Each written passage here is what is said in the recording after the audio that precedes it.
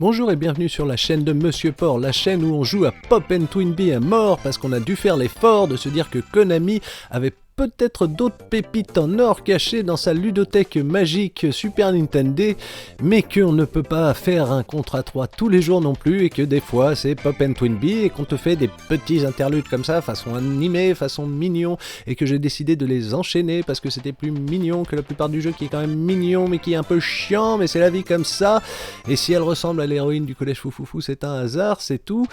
On met juste de l'ambiance et lui ne ressemble pas du tout à Robotnik, arrêtez de m'agresser avec ça, ce n'est pas un stéréotype, et puis voilà, ce sont des choses qui arrivent d'avoir des dents de lapin, monsieur, ça n'est pas très grave. Si tu peux couper des carottes avec tes cheveux, tu sais que tu es dans un animé japonais, c'est comme ça que ça se passe. Et enfin, évidemment, tu chevauches toujours ton petit vaisseau personnalisé, personnifié, perso, Jean... N'est un peu marre des jeux qui se prennent pour ces mignons, mais c'est pas très amusant parce que voilà, le gros problème de Pop & Twinbee, c'est que c'est franchement dur, il y a du challenge, c'est franchement mignon, il y a du cute 'em up, et c'est franchement chiant, il n'y a pas moyen d'y échapper, c'est pour ça que je vous mets un petit boss rush après les petits hommages aux animés, parce que si je mets juste le jeu normal, on a vite fait de s'ennuyer, parce que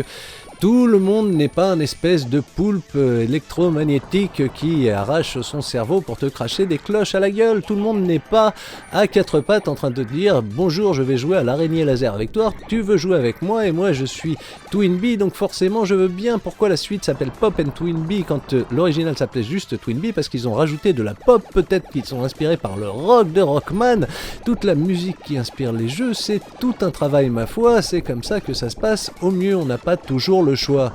Face aux créatures vertes, on est qu'ermité, mais on ne va pas se laisser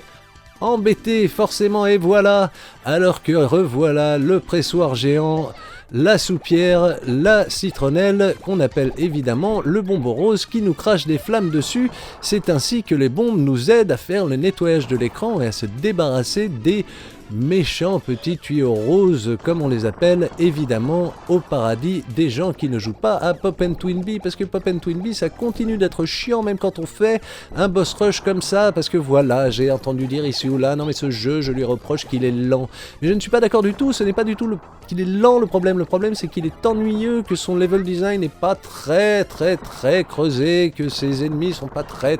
stimulants, que de tirer sur des cloches, c'est bien sympa, mais ça date du premier Twinbee, on n'allait pas dire non plus que ça allait changer notre vie, que le boss final est quand même vachement inspiré de Robotnik, mais avec des couilles à la place des oreilles, ou des noix de muscade, des noix de muscouille on peut le dire, et qu'il essaye de nous direct message d'après son logo, mais qu'on ne reçoit toujours pas son message parce qu'il nous envoie des petits Pac-Man Dark Vador qu'on doit détruire avec l'envoi de bombes au sol, oui, parce que ça fait partie de ces jeux comme The Views qui décident de nous faire genre, il y a deux plans en même temps, et qu'il faut tirer sur les ennemis d'en haut avec les lasers, et qu'il faut tirer sur les ennemis d'en bas avec les petites bombes, et que quand même c'est pas si amusant que ça d'avoir à gérer tout ça à la fois, mais ça me pop le Twinbee, et que c'est déjà ça, on va pas se plaindre trop non plus. Et voici la séquence de fin, vous croyez que j'exagère, mais non, c'est juste le zoom sur le professeur comme ça, je croyais qu'il y aurait plus, que ce serait moins à la con, mais non, parce que déjà commence le générique avec ses graphismes peu inspirés, sa musique peu inspirée, son fond Twinbee où tu fais carrément mais c'est un placeholder, est-ce qu'ils se foutent de ma gueule ici, je ne sais pas. Enfin bref, si vous aimez la pop et si vous aimez Twinbee, ben rejouez, je sais pas moi, à Twinbee sur Game Boy en écoutant le CD de Michael Jackson que vous préférez, parce que The End arrive et que la musique est même pas finie, et ce jeu non plus, et que ça arrive, et merci de m'avoir survécu.